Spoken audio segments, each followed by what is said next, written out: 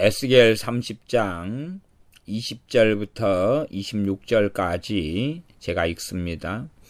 제11년 정월 7일에 여호와의 말씀이 내게 임하여 가라사대, 인자야, 내가 애굽 왕 바로의 팔을 꺾었더니 칼을 잡을 힘이 있도록 그것을 그저 싸매지도 못하였고 약을 붙여 싸매지도 못하였느니라.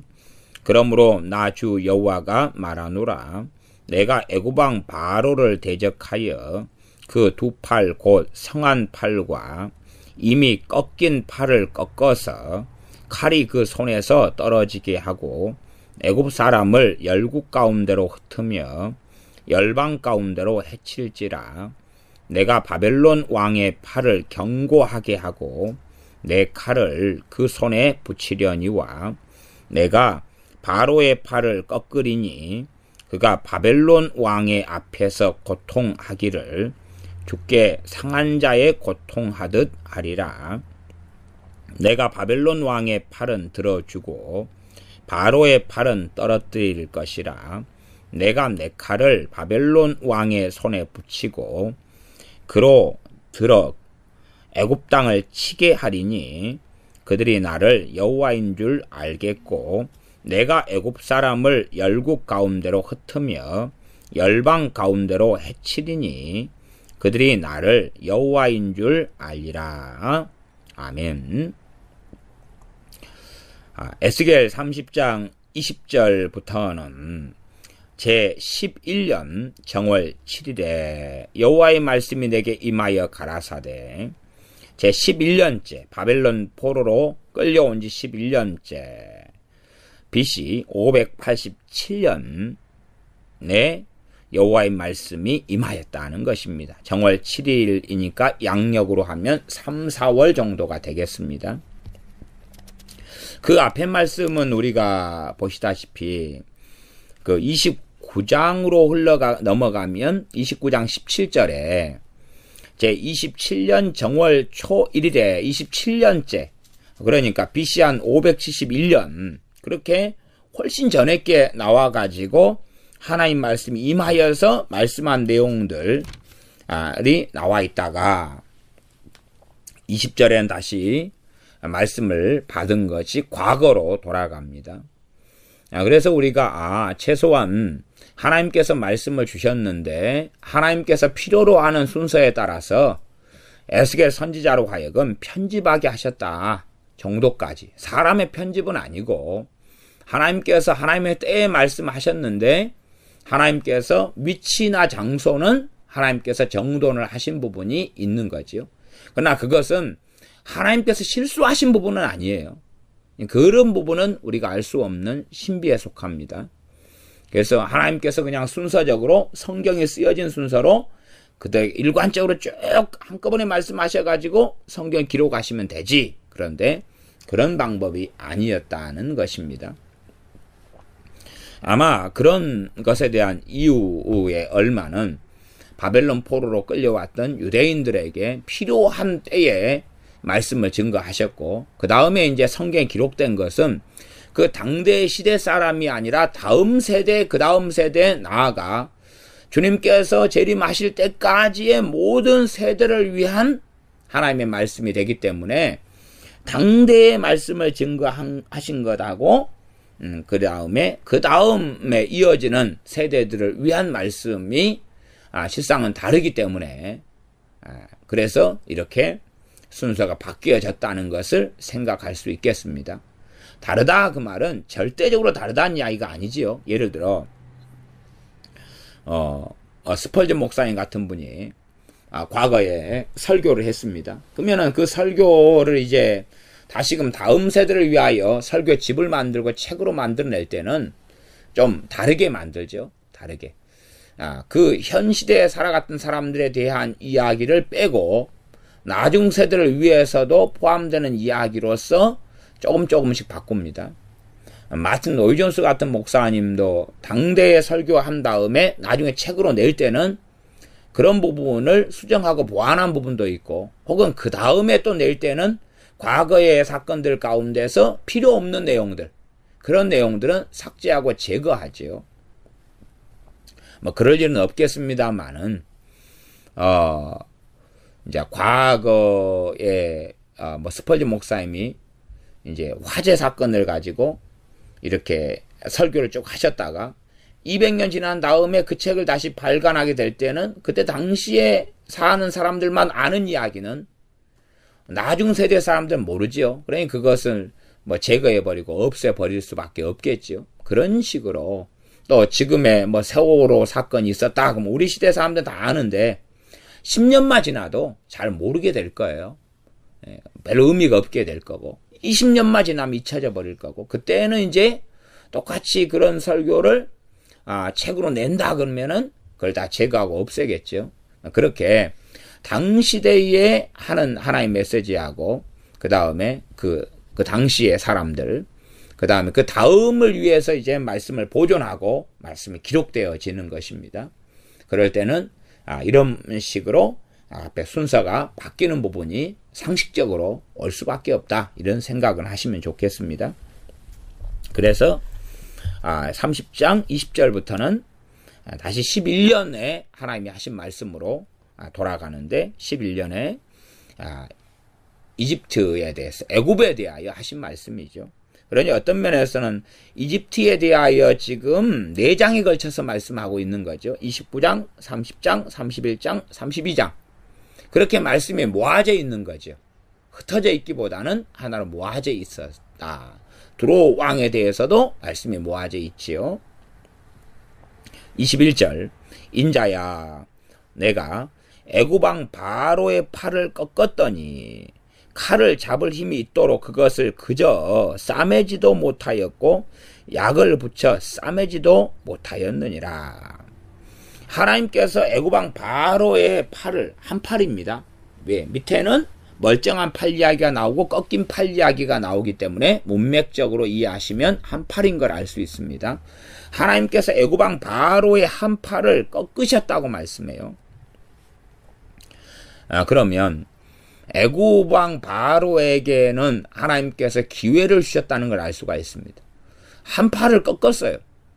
꺾었으면 정신을 차리고 알아먹어야 되죠. 꺾었다는 것은 최소한은 그의 권력 또 그의 군사력, 전쟁을 할 때에 전쟁에 패망하고 패배하고 그런 여러 것들을 포함하는 것입니다. 그렇게 하나님께서 애굽 왕 바로의 팔을 꺾으셨어요. 한 팔을 꺾었을 때에 하나님께 엎드려져야 되고 그의 삶과 어리석음을 돌이켜야 된다 그 말이죠. 그런데 꺾었는데도 꺾었더니 칼을 잡을 힘이 있도록 그것을 그저 싸매지도 못하였고 약을 붙여 싸매지도 못하였느니라. 그러므로 나주 여호와가 말하노라. 그러므로니까 앞에 있는 21절하고 연관되어지죠.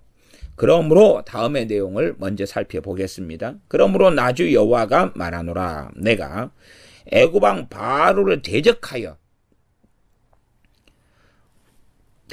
그 두 팔, 곧 성한 팔과 이미 꺾인 팔을 꺾어서 칼이 그 손에서 떨어지게 하고 두 팔과 성한 팔하고 성한 팔도 꺾어버리겠고 이미 꺾인 팔을 또 꺾어버리겠다는 이야기입니다. 그래서 손에 칼을 잡고 전쟁을 하면 칼이 떨어지게 해버리겠다는 것이.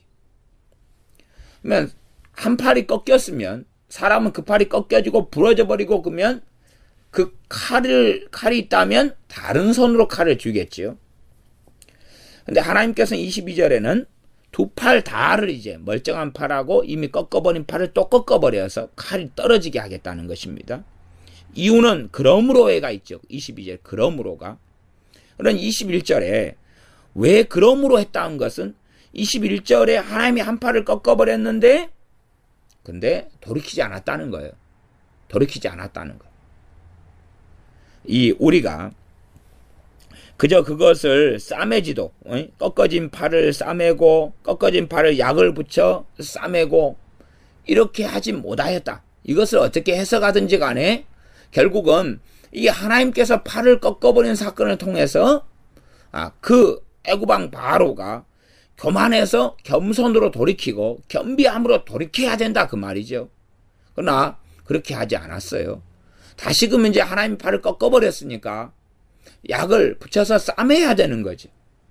싸매고 꺾여버린 팔을 싸매거나 약을 붙여서 이렇게 돌봐야 돼가지고 팔이 정상으로 돌아오게 해야 되죠. 정상으로 돌아오게 되는 것은 무엇과 관련이 있습니까? 그가 애굽왕 바로가 그의 교만과 하나님께 돌아갈 영광을 찬탈하고 가로채는 이 악함에서 돌이켜야 되는, 그래야지만이 싸매을 하나님께 받고 그다음에 약붙임을 받는 거지요.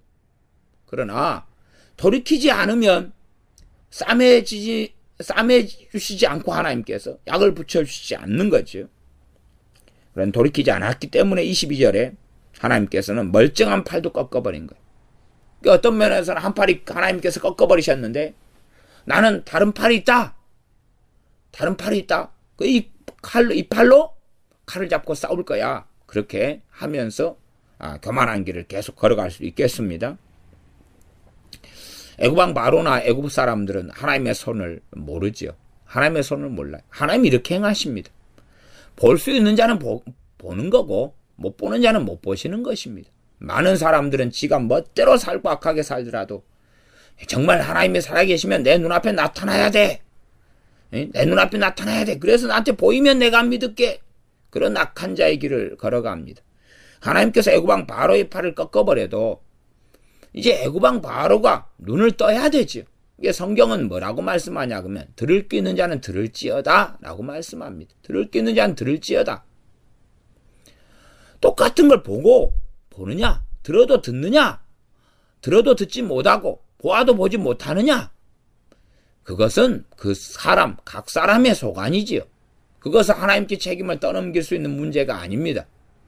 그러니 하나님께서 애굽왕 바로의 팔을 꺾어버렸는데 정말로 바로가 이 겸손하면 그게 보일 거고 교만하면 보이지 않는 것입니다. 자신의 인생과 삶에 각 사람에게라도 하나님께서 긍휼과 은혜를 베푸셔서 팔을 꺾어버리실 때들이 있습니다. 그럼에도 불구하고 교만한 자들은 보지 못합니다. 교만한 자들은 듣지 못합니다. 하나님의 소리를, 하나님의 음성을 듣지 못하고 하나님이 행하시는 걸 보지 못합니다. 그러나 겸손한 자들은 깨닫고 알고 봅니다. 깨닫고 알고 보아서 빨리 돌이켜서 정신을 차립니다. 우리는 우리의 인생이나 우리의 회사 생활이나 우리의 가정 생활이나 삶 속에서 벌어진 일들의 많은 일들 혹은 모든 일들 가운데 하나님의 손길이 함께하고 있다는 것을 알아야 됩니다. 물론 잘 보지 못하는 사람들이 한꺼번에 모든 것에서 볼 수 있지는 못합니다. 그건 가능하지 않습니다. 가능하지 않아요. 빵점 맞은 애가 수학 문제에서 빵점 맞은 애가 수학 문제를 다 볼 때에 그 답이 그냥 자연스럽게 쉽게 보이고 되는 것이 아닙니다. 열심히 수학 공부를 좀 하다 보면 이제 전에는 20문제 가운데 한 문제도 모르겠더니 두세 문제, 서너 문제, 네다섯 문제는 알겠네. 그렇게 되면서 알아가고 보아져 가는 것입니다. 그러하지 오늘 겸손 했더니 이제는 모든 것이 보이고 모든 것이 깨닫고 모든 것이 통달된다. 그런 것은 결코 일어나지 않는 일입니다. 하나님께서 애굽왕 바로의 팔을 꺾어버렸는데 최소한 그 정도까지는 애굽왕 바로가 돌이켜서 깨닫고 알아야 한다는 사실입니다. 범사의 우상과 종교성이 강하니까 정말로 섬겨야 될 하나님, 예배해야 될 하나님, 경배해야 될 하나님의 손을 애굽왕 바로는 알아야 됩니다. 알아야 돼요. 그가 영원한 멸망과 심판을 받아 지옥으로 떨어지기 전에 알아야 되는 것입니다. 그러나 멸망받아 죽은 다음에 알아서 무엇하겠습니까? 25절 마지막에 보면 그로 들어 애굽 땅을 치게 하리니 그들이 애굽 사람들이죠. 애굽왕 바로를 포함해서 그들이 나를 여호와인 줄 알겠고 이때 알아서 뭐 하겠습니까? 하나님의 진노와 심판을 받아 멸망한 다음에 알게 되어서 뭐 하겠습니까? 이제는 더한 주님의 보좌의 심판, 백보좌 앞에서 하시는 심판을 기다려야 되고 음부 가운데 고통하는 세월을 보내야 되고 더 무서운 불지옥이 기다리고 있을 수밖에 없는 것입니다. 하나님께서 여호와 하나님인 줄을 알아야 될 때가 있습니다.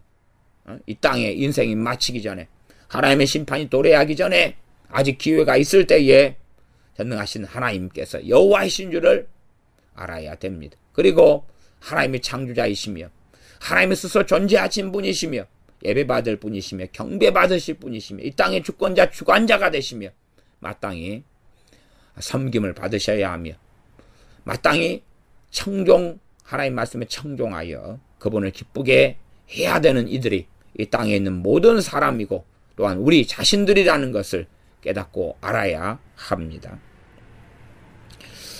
내가 21절로 돌아가서 인자야 내가 애굽왕 바로의 팔을 꺾었더니 칼을 잡을 힘이 있도록 하나님이 꺾었는데 다시 제자리로 돌아갈 수 있는 것은 하나님만이 하시는 것입니다. 문제는 이 에스겔 30장 1절부터 9절처럼 하나님께서 애굽왕 바로의 팔을 꺾어버렸는데 갖고 자빠지려는데 도와주는 이들, 엎드려지려는데 도와주는 이들, 같이 심판을 받는 것이고 온전케 되고 싸매지는 것은 실상은 하나님께서만이 하시는 일입니다. 그러려면 하나님 앞에 돌아서야 되고 돌아서려면 자기 팔을 누가 꺾었는지를 봐야 되는 것이지.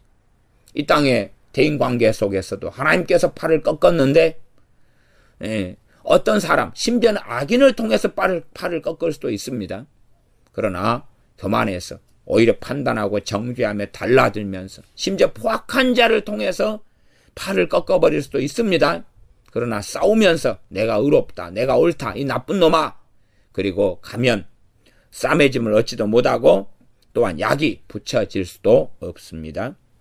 22절 그러므로 이렇게 하나님께서 교만할 여지를 꺾어버렸는데도 계속하여 교만합니다. 계속하여 비난하고 정죄하고 이간질하고 시기하고 질투하고 그 길을 걸어갑니다. 그때에는 하나님께서는 내가 애굽왕 바로를 대적하여 또다시 대적하셔서 그 두 팔과 성한 팔과 이미 꺾인 팔을 꺾어버리십니다. 칼이 그 손에서 떨어지게 하고 애굽 사람을 열국 가운데로 흩으며 열방 가운데로 해칠지라.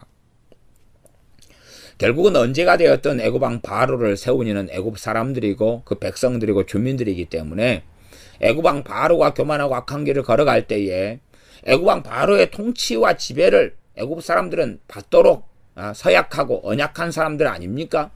그것이 100년 전이든 500년 전이든 300년 전이든 그렇다 그 말이에요. 그러면 애굽왕 바로가 하나님께 어리석어질 때에 그가 저기 팔을 꺾었는데도 아니다 싸우자 진격하라 그러면 군사들은 진격해야 되죠. 반란을 일으켜서 애굽왕 바로를 쳐 죽이지 않는 한은.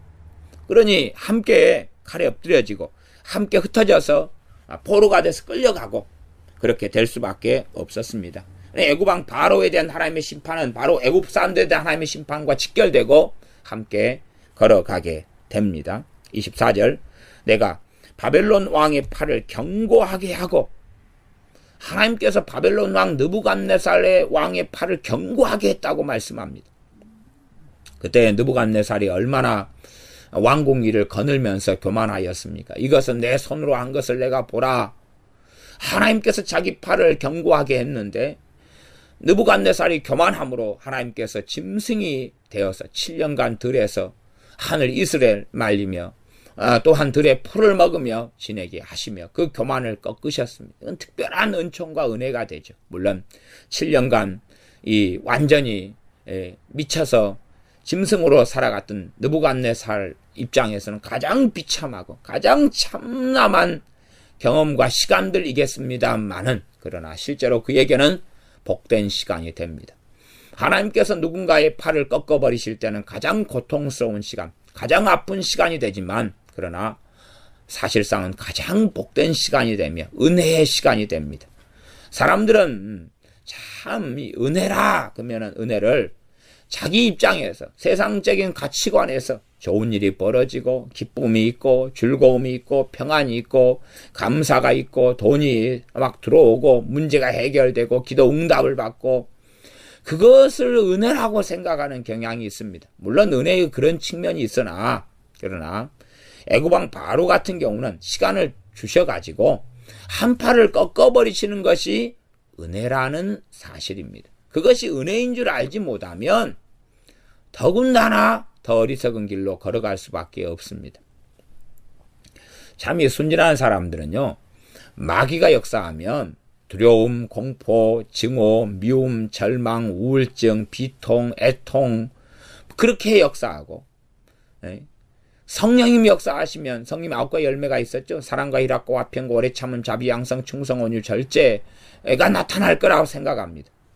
정말 어리석은 생각이죠. 성령님의 9가지 열매는요, 열매란 게 뭡니까? 과정을 이야기한 게 아니에요. 결과론을 이야기한 거지.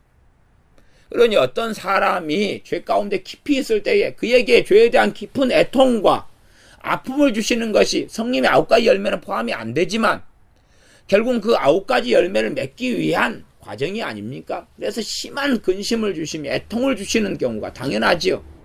함께 공존하기도 하고요. 마찬가지로 게임 중독에 빠진 아이가 게임을 안 할 때는 불안하고 초조하고 하다가 이 PC방 앞에 앉거나 게임기 앞에 앉으면 평안이 임하지 않습니까? 마귀 역사로 이야기할 때도 이 사람들이 악을 좇고 세상을 좇을 때는 그 자리에는 평안이 있고 기쁨이 있는 것입니다. 나이트클럽에 좋아해서 맨날 거기 가서 춤추고 술 마시고 하는 사람이 그 나이트클럽에 오늘 빨리 회사 일 끝나고 가야 될 그 기대감과 소망을 품고 살다가 그러다가 언제 갈까 그러다가 회사 일 다 끝나고 나이트클럽 안에 들어가니까 그때부터 기쁨이 임하고 평강이 임하지 않습니까?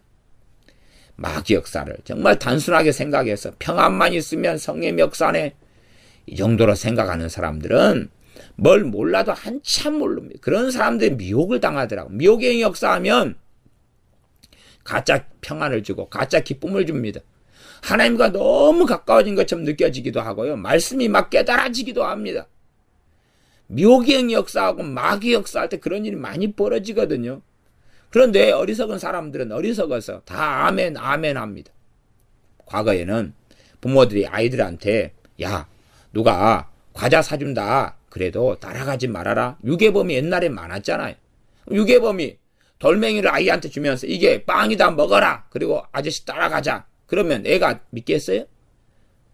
맨 처음에 빵을 사주고 용돈을 주고 그러면서 끌고 가는 것 아닙니까? 마귀가 사람들 유혹하고 현혹할 때도 보암직하고 먹음직스럽고 그 사람이 좋아할 만한 걸 주는 거예요. 말하자면 마귀 역사에서 돈도 벌게 해준다 그 말이에요. 돈을 벌게 해주고 성공을 가져다 주면 따라갈 것 아닙니까? 그런 길을 선택하는 거지.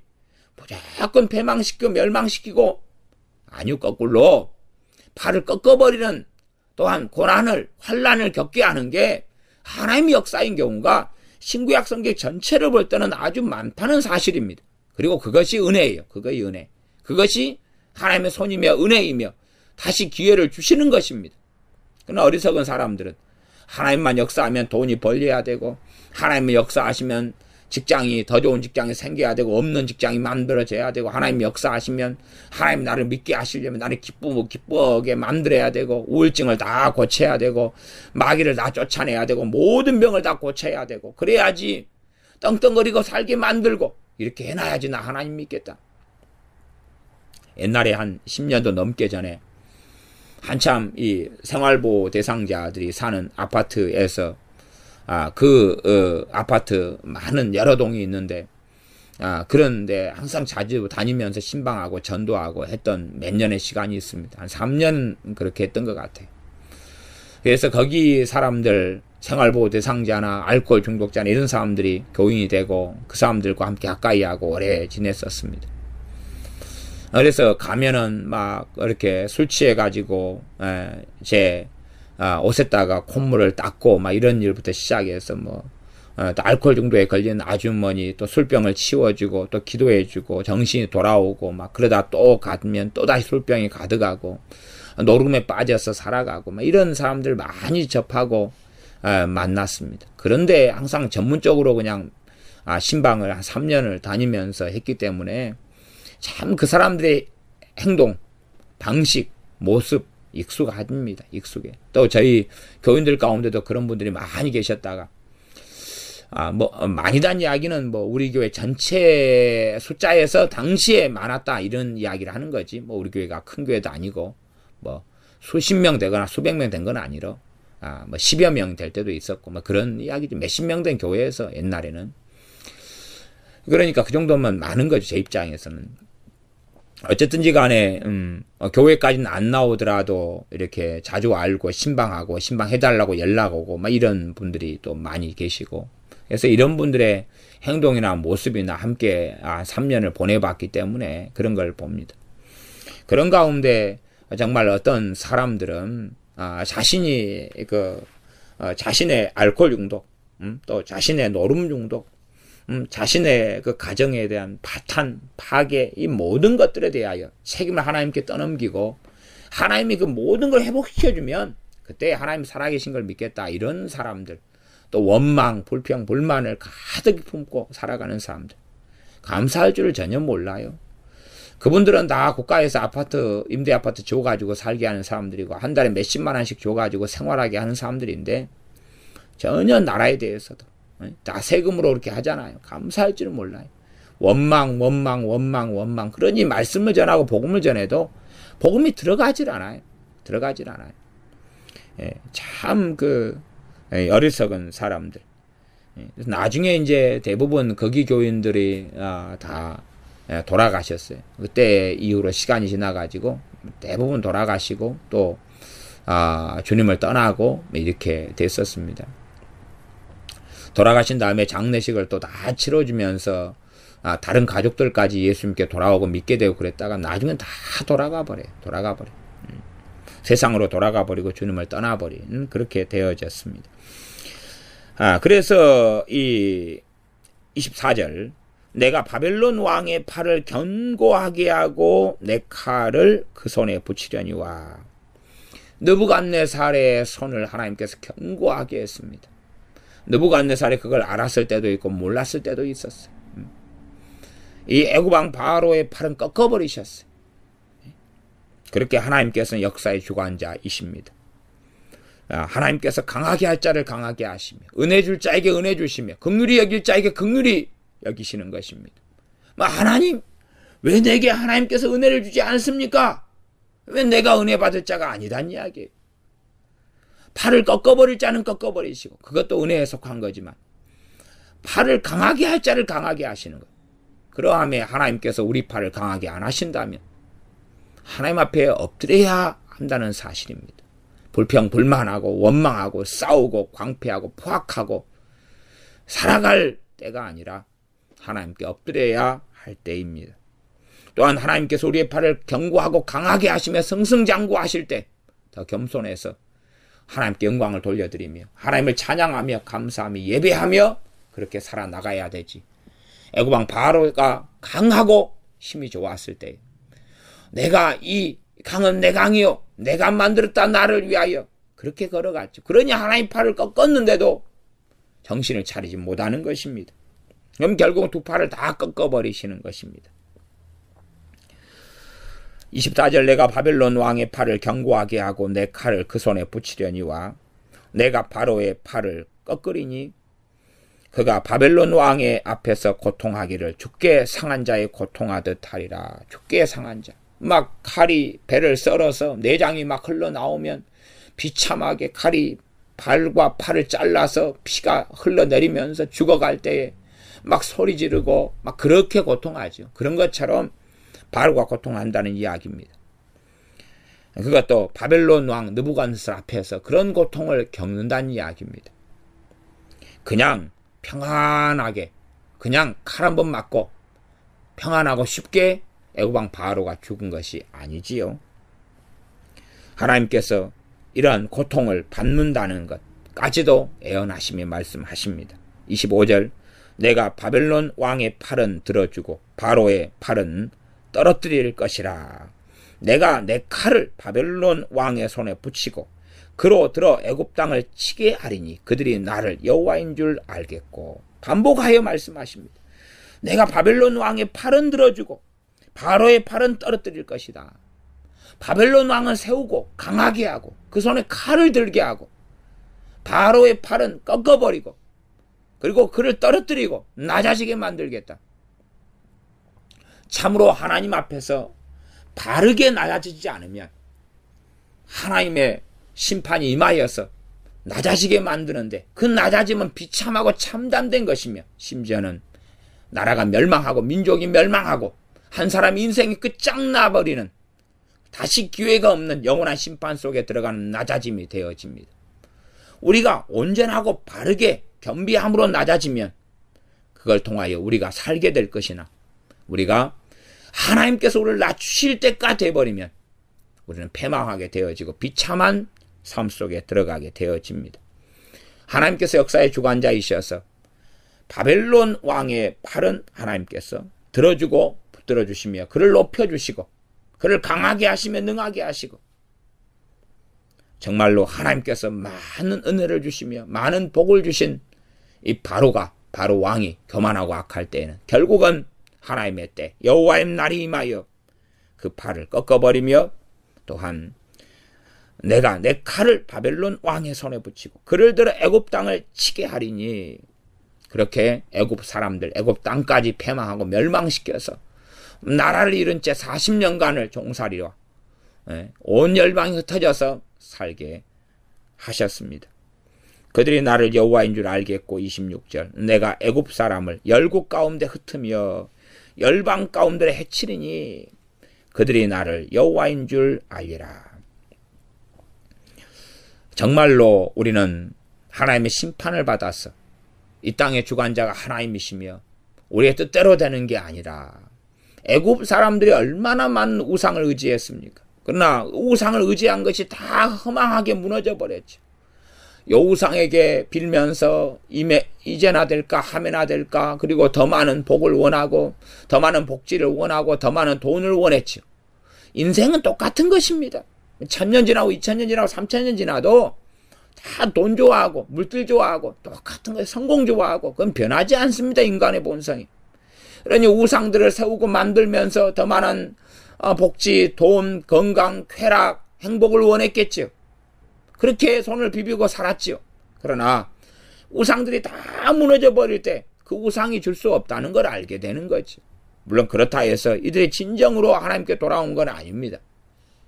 그런 방식으로 그들이 나를 여호와인 줄 알리라 했던 뜻은 아닙니다. 그래서 그들이 나를 여호와인 줄 알리라는 말씀은 제가 난해구절이라고 말씀을 전해드렸습니다. 난해한 말씀, 해석하기 어려운 말씀, 계속 반복되지만 어떤 방식으로 정말로 살아계신 하나님을 알고 예배하고 경배하는 방식으로서의 그들이 나를 여호와인 줄 알리라는 결코 아니라는 이야기입니다.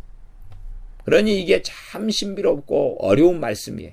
어려운 말씀. 그냥 좋은 시기였으면 대부흥이 나타나고 회개하고 하나님 살아계신 걸 알게 되고 구원받고, 이런 방식은 절대 아닙니다. 심판의 방식을 통하여서 신비롭게 이루어지는 어떤 것을 말씀하는 것입니다. 그러니 이 땅에서 여기에서 말씀하는 그들이 나를 여호와인 줄 알리라, 이런 말씀들은 아마 주님 만나서야 이것을 다 제대로 알게 되지 않을까, 저 개인적으로 그렇게 생각합니다. 혹시 내가 더 깨닫게 되면 나중에나 10년 뒤에라도 다시 강의하면서 말씀을 드릴 일이 있겠습니다. 역사의 주관자는 하나님이셔서 하나님께서 높일 자를 높이고 낮출 자를 낮추시고, 하나님께서 강하게 할 자를 강하게 하고 또한 팔을 꺾어버릴 자를 꺾어버리시기 때문에 우리가 들어도 듣지 못하고 보아도 보지 못하는 사람들이 아니라 눈을 뜬 자가 되어야 되고, 조금씩이라도 이제는 깨닫는 자들이 되어야 됩니다. 하나님의 행하심을 보는 자들이 되어야 되고, 우리의 인생 속의 삶 속에서라도 하나님께서 사람들을 통하여서, 때론 포악한 사람들, 때론 악한 사람들을 통하여서라도 행하시는 하나님이시며 그런 분이신 것을 보아야 됩니다. 나아가서 에스겔 30장을 마치면서 하는 이야기니까 1절부터 9절까지 해서 참으로 악인을 돕는 사람들, 이 하나님의 심판이 임한 사람들과 함께하여 하나님께서 한 팔을 꺾어버리실 때에 그들이 엎어지지 않도록 붙잡아주고 도와주는 그런 악한 길에 들어서서 함께 하나님의 멸망과 심판을 받지 않는 우리가 되어야 되겠습니다. 기도하겠습니다. 아버지 하나님, 끊임없이 사람들은 내 인생이 내 것이고 인생이 내 것이고 내 행복을 위해서 내 삶이 존재하고 나는 마땅히 더 많이 가져야 되고 더 많이 누려야 될 자라고 어리석게 살아가며 교만하게 살아갑니다. 정말로 이 땅의 주관자가 하나님이시며 하나님께서만이 우리 인생과 삶이 예배 받으셔야 되며 경배 받으셔야 되며 높임 받으셔야 한다는 것을 깨닫고 보는 우리가 되게 은혜를 주시옵소서. 우리가 하나님의 은혜 가운데 환난도 고난도 속해 있다는 것을 듣고 알진대 원망하고 불평불만하는 사람들이 아니라 어려움과 환난과 고난을 당했을 때에 하나님께서 우리를 낮춰주심을 감사하며 찬양하며 경배하는 사람들이 되게 하셔서 하나님 앞에 바른 사람으로 서게 하여 주시옵소서.